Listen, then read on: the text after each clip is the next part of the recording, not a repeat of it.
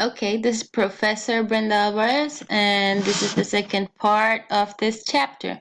So, the people with submissive attitude. People with the expressive personality use most of their creative sides to outvoice their opinions on a particular topic. When presented with facts, they prefer to share their own perspective rather than ask for additional information. However, they know how to show respect others as much as they want them to be respected. Similar to those with a friendly personality, they give importance to relationships. They value the welfare of the people who can be affected with their choices. So, you know them because they talk a lot about their experiences. Not they're not like shouting out like the other attitude, the dominant attitude. They're not shoving what they think right on the spot. They're just saying like, well, the last time I actually bought something like this, it happened this and this and this. However, submissive attitude, they will not tell you out loud if they don't feel something right straight to the point. They will just walk out. That's the problem with this kind of people that are the majority. So how to handle them? You should tell stories that are relevant to the topic and to each concerned individual. You can also share your own experiences to help them better understand what's the topic being discussed. Focus on showing what your business can do for them while concentrating on a possible outcome they may encounter after the purchase. So actually make sure that they know what are you adding to their lives, to their business, or to their person per se. Connect with them and establish a deeper level of relationship by tapping into their emotions. While facts and other data can help, this type of customer set their minds in making and fulfilling decisions that people will love.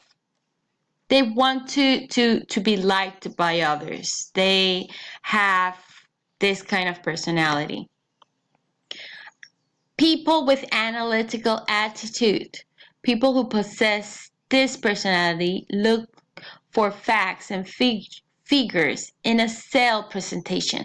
In a post written by HubSpot Leslie G, she explains that people with this personality type do advanced research on the business contact prior to the initial interaction. So a lot of people have this analytical attitude when they're going to buy something more expensive, like maybe a cell phone or a house or a car. Some people, I said some people, other people are analytical for everything. So analytics prefer to have deeper knowledge about the subject before getting convinced on a particular matter, before actually reaching the store or reaching a salesperson or reaching somebody. They already know some facts. They verify each information and focus more on the brand's features to make sure of its quality and efficiency.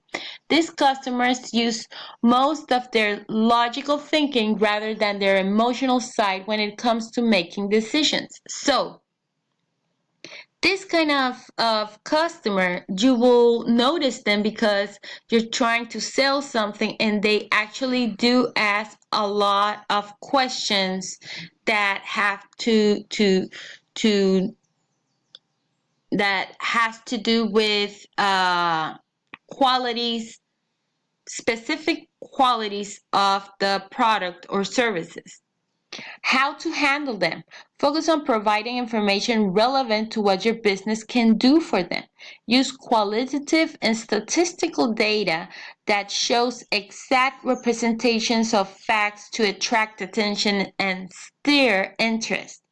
Since these people are information oriented and have a keen eye for detail. You need to be specific and direct when delivering your pitch. If you are not sure of what you are selling, you haven't done your research before you're selling it, make sure you have somebody that can help you when you get this kind of customers. Make sure your manager is close or something like this. Expect questions and clarifications during the selling process. This indicates that they're interested in knowing your business more. Be patient because analytical customers are very slow decision makers. As mentioned in class, they may come to your store or call you or email you more than once, and that doesn't mean they are discouraged. They're just searching for information and trying to make the right decision for them. People with friendly attitude. The amiable or friendly are respectful, sociable, and trustworthy. They're good at listening to and forming relationship with others. Unlike analytical thinkers, amiable people care more about building rapport and establishing trust with other professionals. So this kind of people will try to go around and around subjects and try to inside their minds understand how this works, not to steal your project or anything, just to understand maybe why there are some stuff going a certain way. And this kind of people, actually, if you treat them really good, it's not that you're wasting your time, but if you actually follow up with them and everything, you are gaining a loyal customer for life. They're more interested in conducting business transactions with people who meet their buying expectations. Their decision relies on how the company managed to value their interest in relationship building. So, how do we handle this kind of people? Make sure likable, make yourself likable by creating a good impression and recognizing their presence.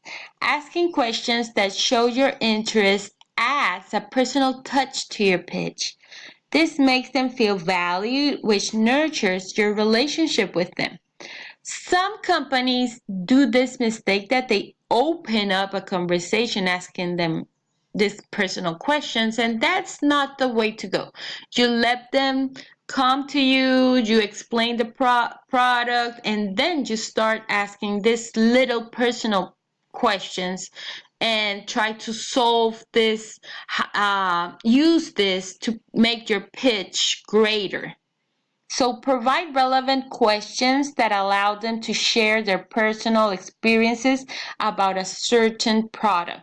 Address their needs based on answers to increase your chances of closing more sales. You can also introduce some of your colleagues who can offer help and assistance in their decision making. Cost of poor customer service. There are direct and indirect costs for the company.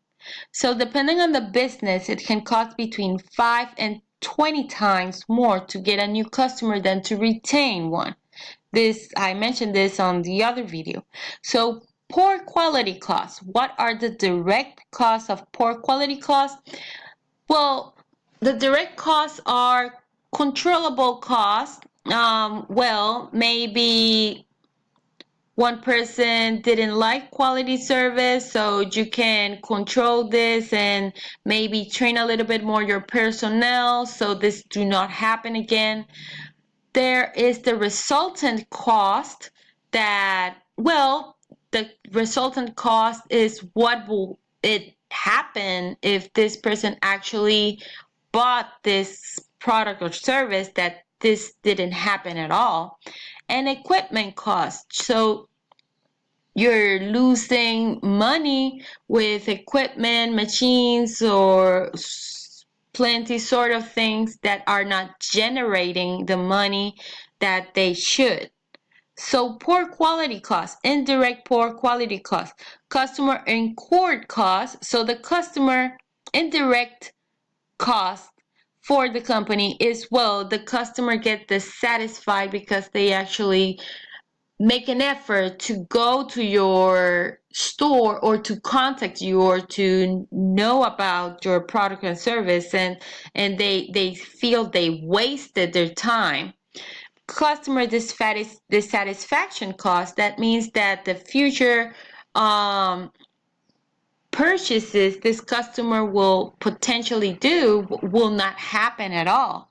Loss of reputation cost, so probably they will get satisfied in another store, and if this happens, then they will recommend this other store, and if somebody asks to them about your store, they will say, well, I didn't have the best experience, but I preferred this other store. Lost opportunity cost, well, if they are recommending another store to their colleagues or their friends, they will actually, you are losing this potential money that you will be earning. So direct cost of poor quality. So the direct cost is about 4 to 8% of sales. And the direct cost is that the customers do not return, the warranty of the product or service, you have to rework or make inspections to see how how to solve the quality service that you're delivering at the moment. The indirect cost or of poor quality service is like 15 to 25% of the sales. And you have to put more setups, try to train your personnel for different kind of situations they can expect. Expediting cost. Late delivery, it will cost you because it's not on the expected amount of time the customer is willing to wait. Development costs of field production, maybe the product is not actually satisfying the customer and they are facing some kind of frustration that they are deploying on your personnel, so they should be maybe a change there. Excessive employer turnover, since this happening too much, you are your personnel gets frustrated. And complaint handling. So some of these companies had to actually make another department to handle this customer service complaints. Excessive overtime, engineering change, excessive inventory, long cycle time, loss of customer loyalty. 80% of people are willing to pay more for good customer service. So check out your Moodle. You have an individual assignment there, and I will see you in next week.